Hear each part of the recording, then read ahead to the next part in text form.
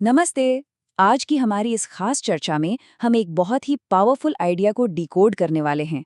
हम ये देखने वाले हैं कि कैसे प्राचीन चीनी दर्शन, जो सुनने में शायद बहुत पुराना लगे, असल में आज की मॉडर्न कॉर्पोरेट लीडरशिप और एग्जीक्यूटिव मैनेजमेंट के लिए एक अल्टीमेट गाइड बन सकता है। शुरुआत हम एक बहुत ही गहरे सवाल से करेंगे।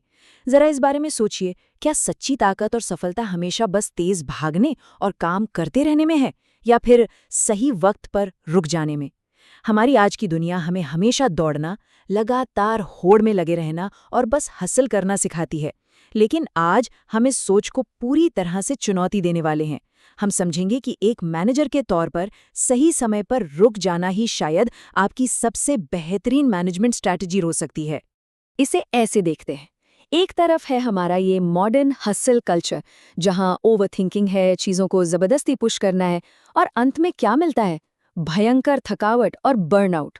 और दूसरी तरफ है 2500 साल पुरानी ताओवादी सोच, जिसे स्टिलनेस या स्थिरता कहते हैं। इसमें प्राकृतिक बहाव है, कमाल की मानसिक स्पष्टता है, और बिना थके अपने लक्ष्यों को हासिल करना शामिल है।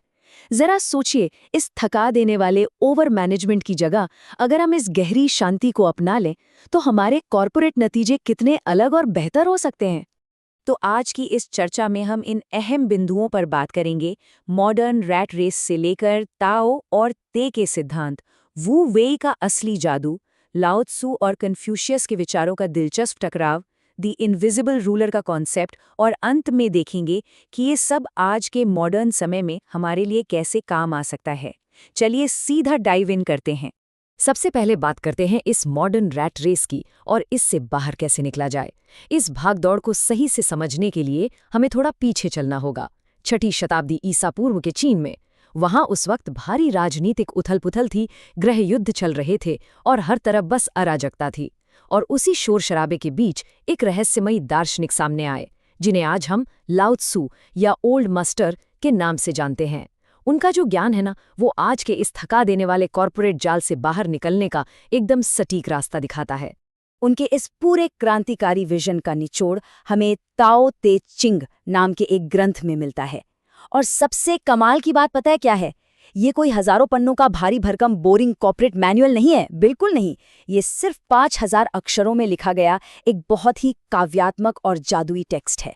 इसे 2 हिस्सों में बांटा गया है, ताओ यानी मार्ग और ते यानी आंतरिक शक्ति। असल में ये हमें सिखाता है कि कैसे बिना कोई हथियार उठाए और बिना लड़े ही जीवन और बिजनेस की बड़ी बड़ी जंग जीती जा सकती हैं। अब आते हैं इस दर्शन के 2 सबसे अहम और बुनियादी स्तंभों पर, ताओ और ते। इन दोनों कॉन्सेप्ट्स को समझना इसलिए भी ज़रूरी है क्योंकि ये एक लीडर के तौर पर आपके कंट्रोल और पावर को देखने का नज़रिया हमेशा के लिए बदल देंगे। तो सबसे पहले ये ताओ आखिर है क्या? बहुत ही आसान शब्दों में कहें तो ये एक मार्ग या रास्ता है। ये ब्रह्मांड का एक ऐसा अदृश्य और प्राकृतिक बहाव है जो किसी भी तरह की तानाशाही या कठोर नियमों से पूरी तरह आज़ाद है। अगर इसे हम अपनी कॉर्पोरेट भाषा में डिकोड करें तो ये एक परफेक्ट नेचुरल वर्कफ्लो की तरह है। ये एक ऐसा सिस्टम है जो चीज़ों को ज़बरदस्ती धकेलने के बजाय उन्हें अपने आप सही दिशा में गाइड करता है। अगर आप देखें तो ये काफी हद तक भारतीय दर्शन के ब्रह्म या यूनानी फिलॉसफी के लोगोस जैसा ही है। और दूसरा है ते। ते का सीधा सा मतलब है आपकी भीतर की असली ताकत या इनर वर्च्यू। ये कोई ऐसी पावर नहीं है जो बाहरी दबाव, समाज के बनाए बनावटी नियमों या फिर किसी कॉर्पोरेट अथॉरिटी के भारी डंडे से आती हो। बिल्कुल नहीं। एक लीडर के तौर पर ते का मतलब है अपनी एक प्रामाणिक आंतरिक शक्ति से टीम को लीड करना, ना कि अपनी कुर्सी या पद के घमंड से। क्योंकि जब एक लीडर भीतर से एकदम शांत और स्थिर होता है तो टीम बिना किसी जोर जबरदस्ती के खुद ब खुद उस पर भरोसा करने लगती है। और इसी प्राकृतिक बहाव से जन्म लेती है ताओवादी प्लेबुक की सबसे शानदार और पावरफुल रणनीति, वू वे का जादू। अगर आप वर्कप्लेस के स्ट्रेस को कम करना चाहते हैं और बिना माइक्रो मैनेजमेंट किए अपनी टीम को लीड करना चाहते हैं, तो सच मानिए इससे बेहतर कोई तरीका नहीं है। अब वू वेई का नाम सुनकर अक्सर लोगों को लगता है कि इसका मतलब है कुछ भी ना करना या बस आलसी हो जाना, पर असल में ऐसा बिल्कुल नहीं है। इसका सही मतलब है स्ट्रेटेजिक नॉन इंटरफेरेंस यानी एफर्टलेस एक्शन। उदाहरण के लिए सिलिकॉन वैली की उन दिग्गज टेक कंपनियों के बारे में सोचिए, जहां एम्प्लॉयज को अपना 20% समय अपने मनपसंद प्रोजेक्ट्स पर काम करने की आज़ादी दी जाती है। ये दरअसल वू वे का ही एक एकदम मॉडर्न रूप है, जहां कोई दबाव नहीं है, कोई माइक्रो मैनेजमेंट नहीं है, बस एक प्राकृतिक बहाव है जिसमें से सबसे शानदार इनोवेशन निकलकर सामने आते हैं। इस बात को समझाने के लिए लाओ त्सु ने पानी का एक बहुत ही गहरा और खूबसूरत रूपक इस्तेमाल किया है।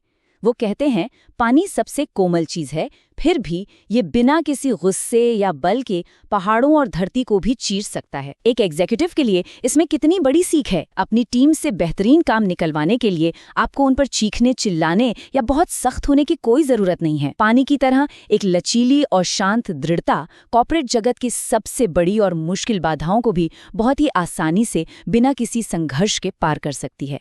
इस लचीलेपन की असली अहमियत हमें तब और भी अच्छी तरह समझ आती है जब हम उस दौर की दूसरी विचारधाराओं से इसकी तुलना करते हैं। लाओ त्सु और कन्फ्यूशियस के विचारों का ये जो टकराव है, ये आज के मॉडर्न मैनेजमेंट की उलझनों को बिल्कुल परफेक्ट तरीके से रिफ्लेक्ट करता है। ये तुलना वाकई बहुत ही दिलचस्प है।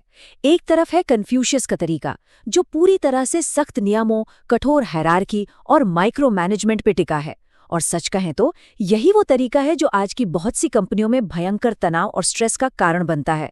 दूसरी तरफ है लाओ त्सु का ताओवाद, जो प्राकृतिक सहजता, अंदरूनी आज़ादी और एक फ्लेक्सिबल ऑटोनॉमी की बात करता है। ये हमें साफ साफ बताता है कि अपनी टीम पर बेमतलब के नियम थोपने से कहीं ज्यादा बेहतर है उन्हें आज़ादी से अपना काम करने देना।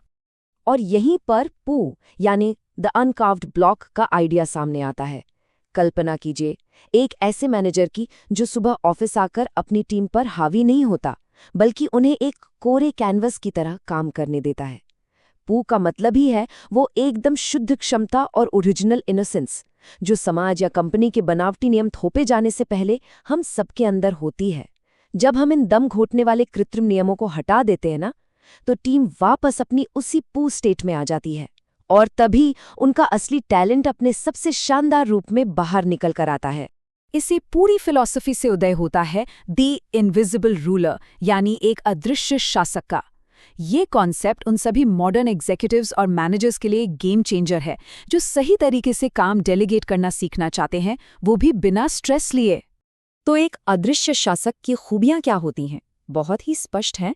एक बेहतरीन लीडर हमेशा बैकग्राउंड से लीड करता है। वो माइक्रो मैनेजमेंट को जड़ से खत्म कर देता है। वो एक ऐसा माहौल क्रिएट करता है जो खुद ब खुद नेचुरली चलता रहे, और सबसे अहम बात, वो जीत का पूरा श्रेय अपनी टीम को लेने देता है। वो इतने साइलेंट तरीके से काम करता है कि टीम को यही लगता है कि भाई ये सफलता तो पूरी तरह से उनकी अपनी मेहनत का ही नतीजा है। अब सवाल आता है कि इस साइलेंट लीडरशिप को अचीव कैसे करें, इसे अपनी मैनेजमेंट रूटीन में कैसे लाएं? इसके लिए एक बहुत ही सिंपल और एक्शनेबल चेकलिस्ट है। स्टेप 1, अपनी टीम पर से वो कठोर नियंत्रण और माइक्रो मैनेजमेंट की पकड़ को ढीला कीजिए। स्टेप 2, अपनी टीम के टैलेंट और उनके प्राकृतिक मोमेंटम पर पूरा भरोसा जताइए। और स्टेप 3, बस एक कदम पीछे हट जाइए और सिस्टम को स्वाभाविक रूप से चलने दीजिए। आपको पता है, बड़े और जटिल रणनीतिक फैसलों में भी कई बार बस बीच में से हट जाना ही सबसे अच्छी स्ट्रैटेजी साबित होती है। इस हजारों साल पुराने ज्ञान की सबसे बड़ी खूबी यही है कि ये आज के समय में भी उतना ही रेलेवेंट है, बल्कि 21वीं सदी के इस हाई प्रेशर वर्कप्लेस, क्राइसिस और बर्नआउट के लिए तो ये एक परफेक्ट संजीवनी या एंटीडोट की तरह काम करता है। अगर हम इतिहास पर नज़र डालें तो इस ताओवादी ज्ञान का सफ़र बहुत ही अद्भुत रहा है। 6वीं शताब्दी ईसा पूर्व में लाओ त्सु ने इसे भारी राजनीतिक उथल-पुथल के बीच सिखाया।